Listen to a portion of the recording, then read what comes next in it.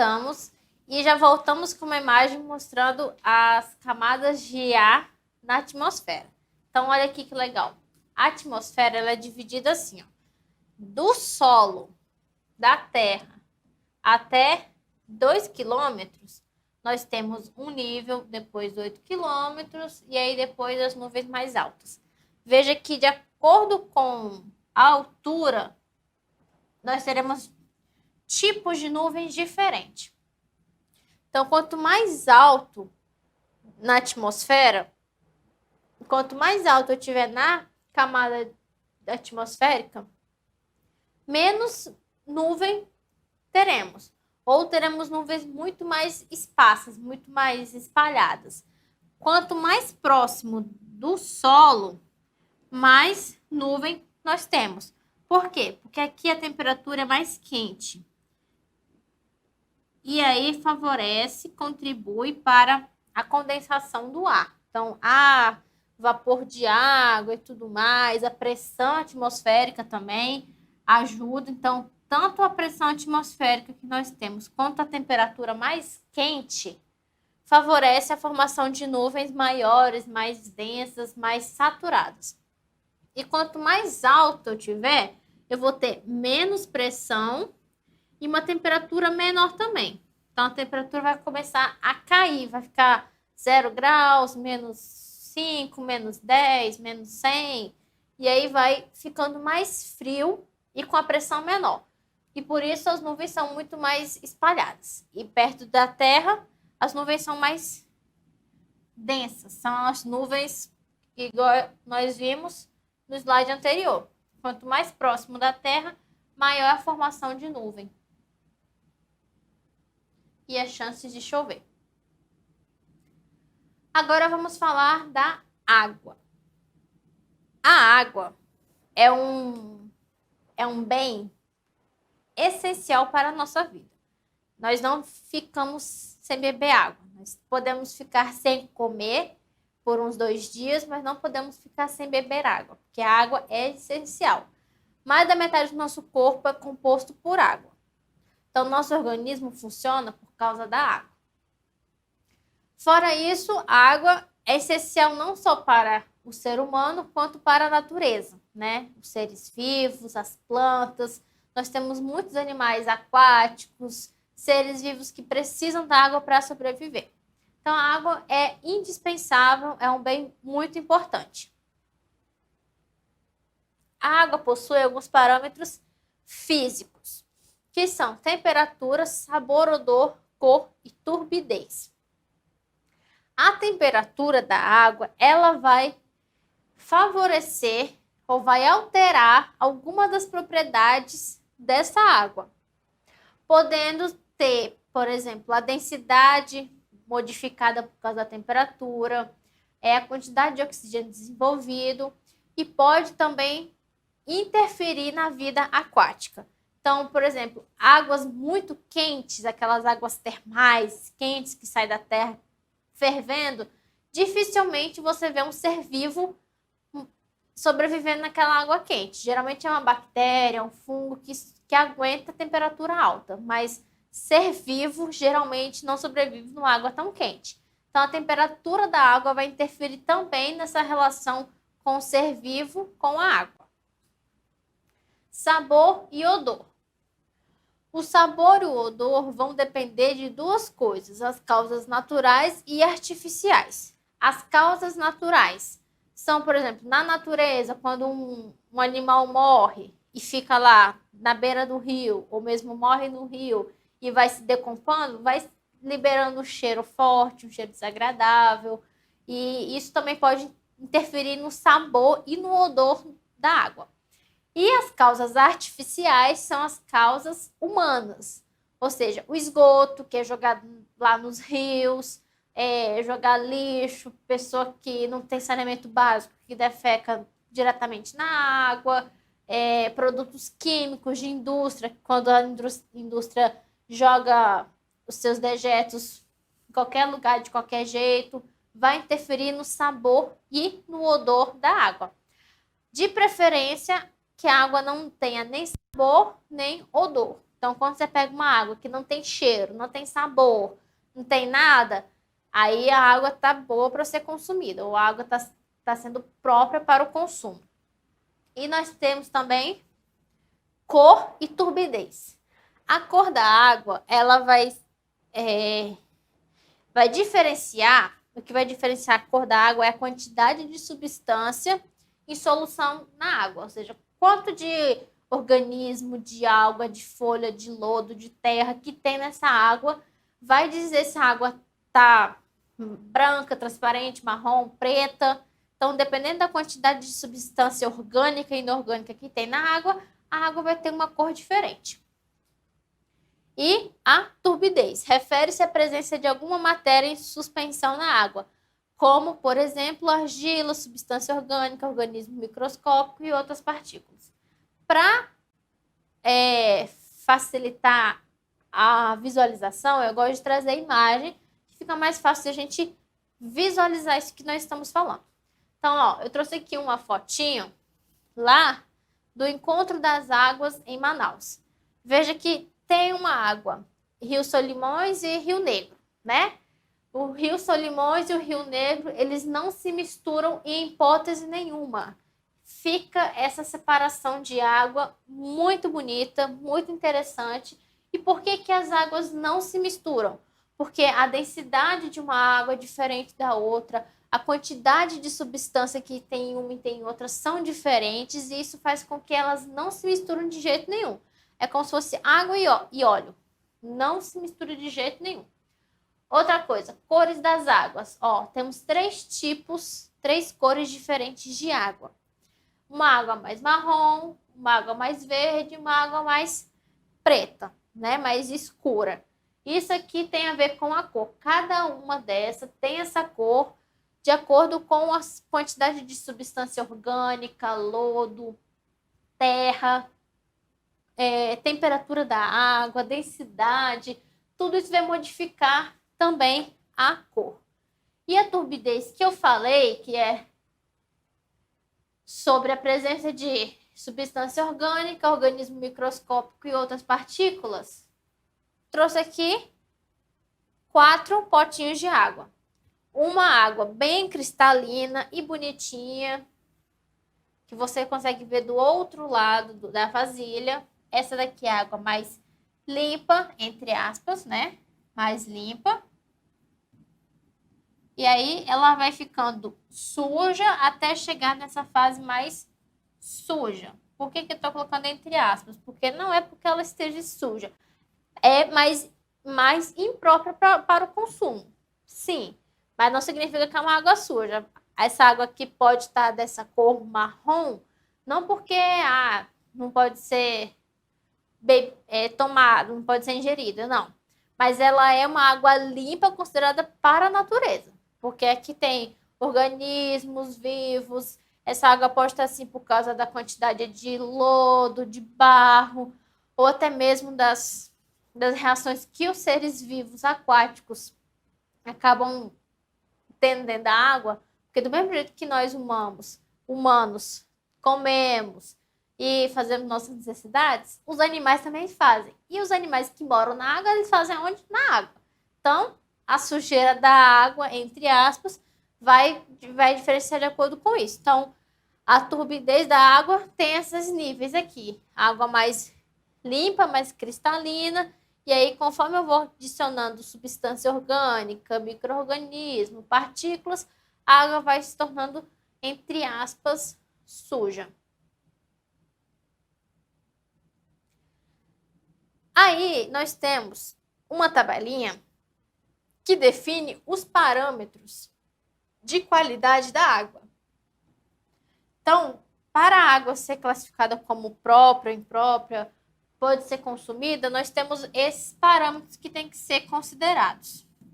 Então, nós temos o oxigênio dissolvido, a quantidade de oxigênio que tem que estar dissolvido na água, os coliformes termotolerantes, então, quantos de coliformes eu posso ter na água, qual é o pH adequado da água, porque se a água estiver muito ácida também, ela não é indicada para o uso. nitrato, fosfato total, variação de temperatura, turbidez, sólidos totais. Então, tudo isso são parâmetros que são analisados para ver se a água está limpa, se ela pode ser usada, se não pode ser usada, se ela está considerada com uma cor mais clarinha, mais escura. Então, assim, principalmente para saber se a água pode ser consumida ou não, é usada esses parâmetros aqui.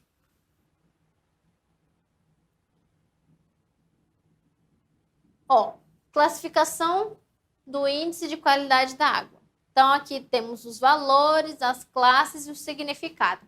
Então, de muito ruim e ruim, a água é imprópria para o tratamento convencional, visando o abastecimento público, sendo necessário tratamentos mais avançados.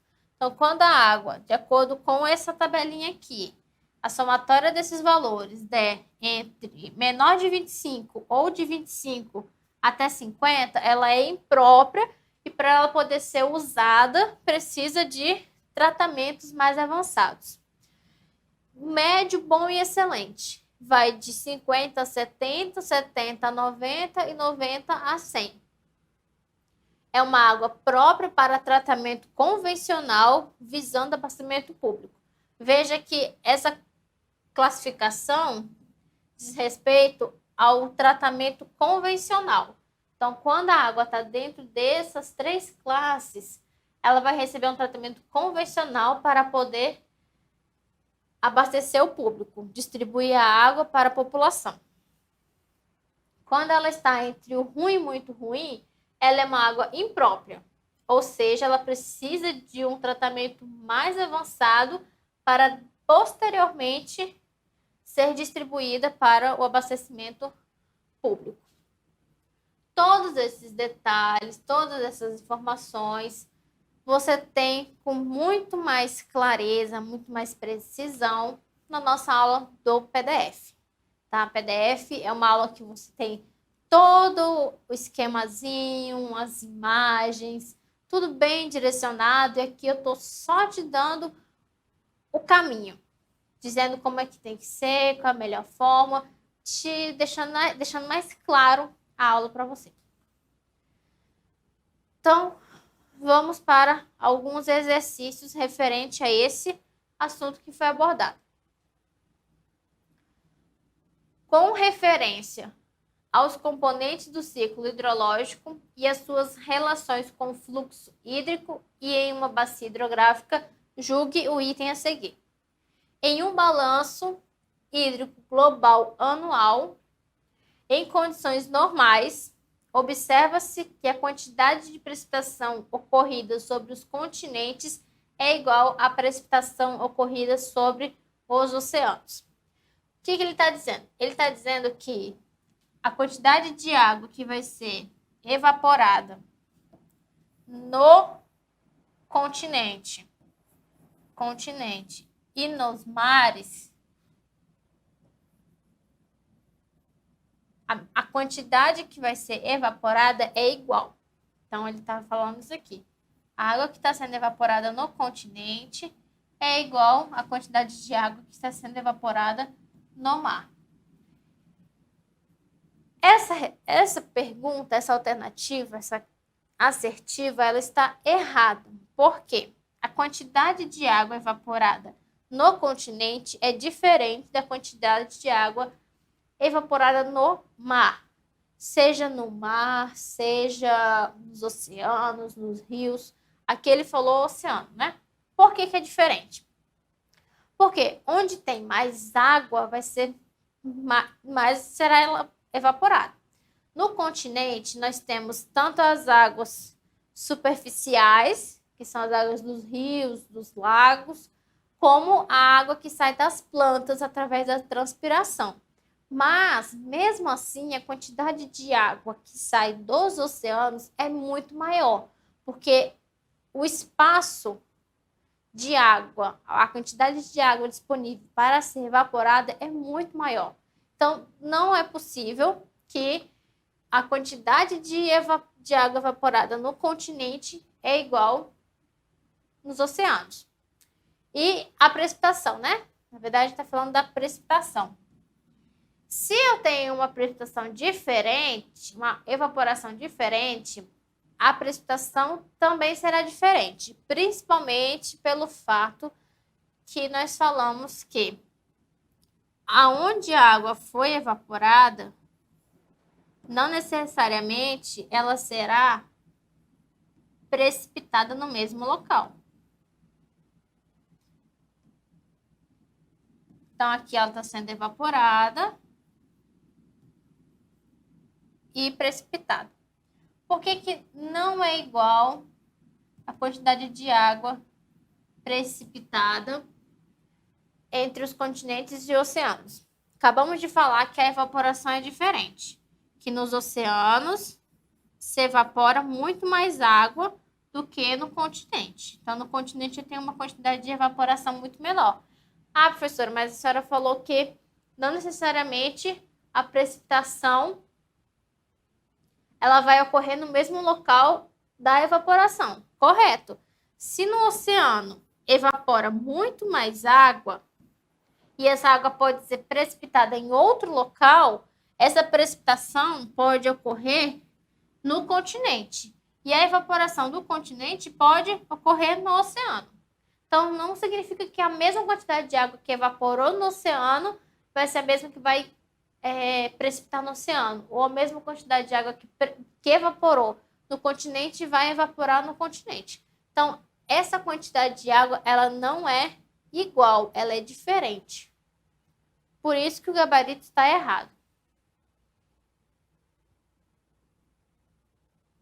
Próxima questão. O ciclo hidrológico representa o caminho que a água percorre ao longo da hidrosfera e suas interações com outras esferas, como a atmosfera, litosfera e biosfera. Esse ciclo pode ser analisado como um movimento contínuo de água ou como um sistema. Com relação à abordagem sistêmica na compreensão do sistema hidrológico, julgue o item a seguir. Em um ciclo hidrológico sistêmico local, considera-se saída, além da evaporação e da evapotranspiração, o escoamento de água que passa pela foz da bacia. Ele está dizendo o quê? Dentro de um ciclo, considera saída, além da evaporação e da evapotranspiração, o escoamento de água que passa pela foz. A saída que ele está dizendo, a evaporação, é a hora que a água está sendo evaporada e saindo da Terra e indo para a atmosfera, para poder iniciar aquele ciclo. Então, essa saída, nós temos a evaporação, que é a que ocorre nos rios, mares, oceanos, a evapotranspiração, que acontece com as plantas, a transpiração das plantas, e o escoamento de água que passa pela foz da bacia. Sim, lembra da imagem do ciclo hidrológico que tinha um continente aqui, tinha um continente e tinha um oceano aqui. E aí tinha um desenhozinho dizendo o escoamento da água para os lençóis freáticos, né? As águas subterrâneas. Também é uma saída de água. Então, assim, temos o ciclo fechado, que é esse ciclo aqui, que é basicamente evaporação, condensação e precipitação. Mas, além disso daqui, a saída também pode ser esse escoamento de água que passa pela foz da bacia. Por isso, a assertiva está certa. Outra questão. O ciclo hidrológico representa o caminho que a água percorre ao longo da hidrosfera e suas interações com outras esferas, como a atmosfera, litosfera e biosfera. Esse ciclo pode ser analisado como um movimento contínuo de água ou como um sistema. Com relação à abordagem sistêmica na compreensão do ciclo hidrológico, julguem o item a seguir. Como no ciclo hidrológico global não há trocas significativas de água com o espaço sideral, ele é considerado sistema fechado. Localmente, a bacia recebe e perde água para outras bacias dentro do sistema, caracterizando-se, portanto, com um sistema aberto. Então, o que ele falou aqui? Ele falou do ciclo global. Ciclo hidrológico global é o ciclo fechado, que nós consideramos ciclo fechado, que inclui a evaporação, a condensação e a precipitação. Esse é o nosso ciclo fechado. O que ele diz? Ele diz que não há trocas significativas de água com espaço sideral. Significa que a água que evaporou, na teoria, no geral, a água que evaporou, ela se condensou, precipitou, evaporou, condensou, precipitou. Esse é o ciclo global fechado, porque não há trocas significativas de água no espaço sideral. Agora, dentro de uma bacia,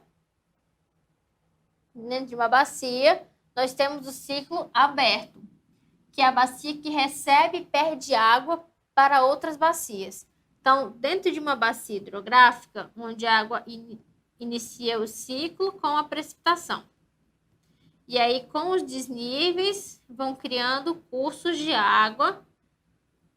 E, além desses cursos de água, a água também vai ser infiltrada. Então, ela vai para dentro do solo. Então, quando ela vai para dentro do solo, eu estou perdendo água. Essa é a perda de água. Eu também posso perder água de uma bacia hidrográfica para outra. Então, a nascente de um rio aqui, ela pode cair nessa outra bacia hidrográfica. Não necessariamente uma bacia hidrográfica ela é independente. Elas podem estar interligadas, sim, uma abastecer a outra.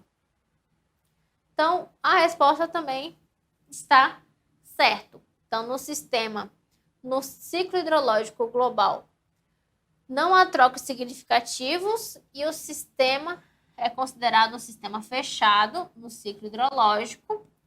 E no ciclo local, ou seja, dentro de uma bacia hidrográfica, nós temos um sistema aberto, porque ela pode perder água para outras bacias hidrográficas.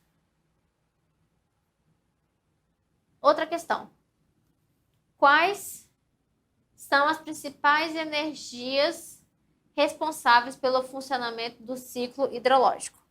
Letra A, energia eólica e potencial. Letra B, energia solar e gravitacional. Letra C, energia hidráulica e elétrica. Letra D, energia mecânica e térmica. E a letra E, energia elétrica e eólica. Quais as energias que são responsáveis ou que auxiliam no ciclo hidrológico? Quais são as energias que vão favorecer o ciclo hidrológico? Energia eólica? Não. Hidráulica e elétrica também não. Mecânica e térmica também não. E elétrica também não. Já vimos que eólica também não. Por que a energia solar é energia gravitacional? Porque a energia solar ela vai ser responsável pela evaporação de toda a água, para poder iniciar o ciclo. Então, a energia solar vai evaporar água. E a energia gravitacional ela vai ajudar na precipitação.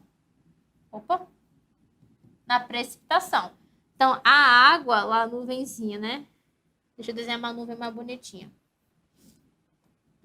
Quando a nuvem tá lá toda condensada, quando ela não aguenta mais quantidade de vapor de água que tá dentro dela, a chuva só vai cair nessa direção da Terra graças à gravidade. Então, graças à energia gravitacional que a chuva cai em direção à Terra. Senão ela poderia, sei lá, né? Ir para qualquer canto. Então, as energias que facilitam, que são responsáveis pelo funcionamento do ciclo, é a energia solar, que vai evaporar a água, e a energia gravitacional, que vai fazer com que a precipitação, seja chuva, seja nuvem, ou seja chuva, seja neve ou granizo, caia em direção à água, graças à força da gravidade. Então, o gabarito é a letra B. Dessa resposta é a letra B. O gabarito dessa questão. Mais uma questão. Considerando as alterações antrópicas relativas aos elementos do ciclo hidrológico, principalmente em ambientes urbanos, julgue o item que se segue.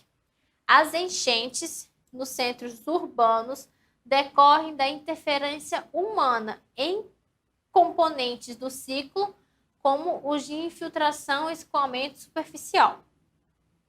E aí, a ação do homem nos centros urbanos interfere no ciclo hidrológico? Com certeza, né? Que nós vimos na foto lá da enchente, que a ação do homem vai interferir porque ele vai retirar as árvores da natureza, vai construir casas, vai colocar asfalto, vai colocar piche, vai colocar cimento, vai colocar um monte de coisa. E apesar de que a prefeitura, o governo faz sistemas de captação dessa água da chuva, às vezes não é o suficiente, às vezes não suporta a quantidade de água que cai. Então, as bocas de lobo, por exemplo, elas não suportam a quantidade de água, já tem muito lixo, o asfalto, a calçada já são um empecilho para a infiltração natural da água. Temos também a poluição dos resíduos sólidos, lixo na rua que vai entupindo essas bocas de lobo, essa tubulação feita pelo homem, e tudo isso vai gerando tanto transtorno, uma bola de neve que na hora que chove muito, causa as enchentes. Então, as enchentes, elas são uma interferência do homem no ciclo hidrológico. Se não fosse isso, seria muito mais fácil, porque a Terra ela teria a passagem normal, natural, como de costume. Então, aqui a resposta será certo. Ela interfere, sim, no ciclo hidrológico. Então, a interferência do homem, ela vai impedir, vai causar problemas no ciclo natural da água, tá? Nós vamos dar mais um intervalinho e daqui a pouco nós voltamos com o nosso assunto.